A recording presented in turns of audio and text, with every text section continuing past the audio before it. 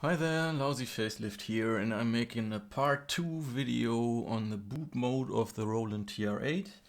And there are a couple new functions integrated now, and to demonstrate this I'm going to enter boot mode, keep pattern select pressed and firing up the unit.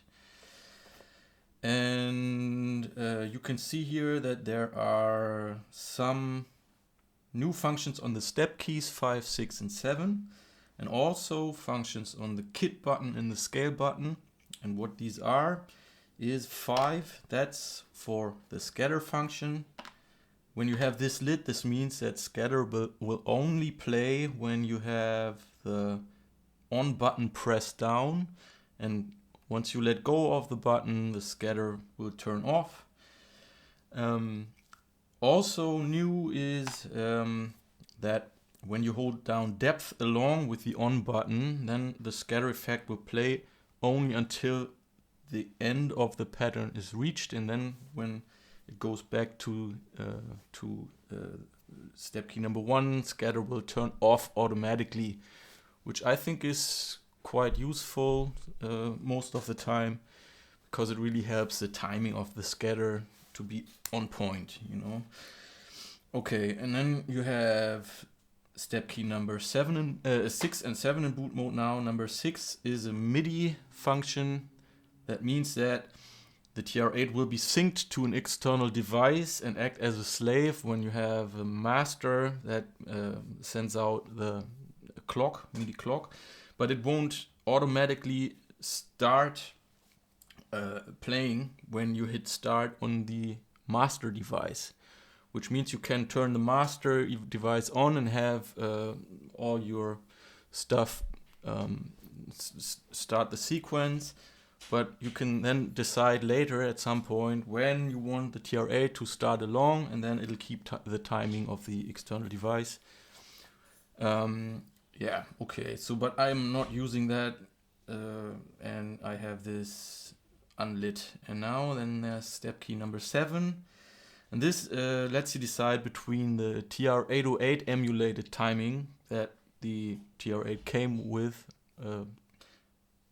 And if you switch this off, this means that you will have rock solid timing, which is useful if you program some faster beats, maybe drum and bass stuff, something around 140 to 180 BPM or so, because maybe you've noticed that when the TR8 plays along at such a fast tempo with other stuff, the timing really drifts off quite a bit, and it'll come back to the right tempo on 1, but in between the pattern the timing is quite sloppy and it'll drift off quite a bit. So if you want this to be a little more stable, then you can choose this setting right here with step key number 7 off. 2 more functions on the kit button and the scale button. Kit, when you have this lit, this means that your selections of instruments for the reverb and delay will be stored within a pattern. So when you switch patterns and then come back to something that you've already recorded, the instruments for reverb and delay will be like you have saved them with the pattern that you've made before, which is quite useful, I think. And then you have the scale button, and that means that you can no longer accidentally in a live situation hit scale and switch the scale while the TR8 is playing. It works a little different now. When you have this lit, you can only switch scales when you keep this button pressed and then move the tempo dial to switch to the next scale. 1, 2, 4.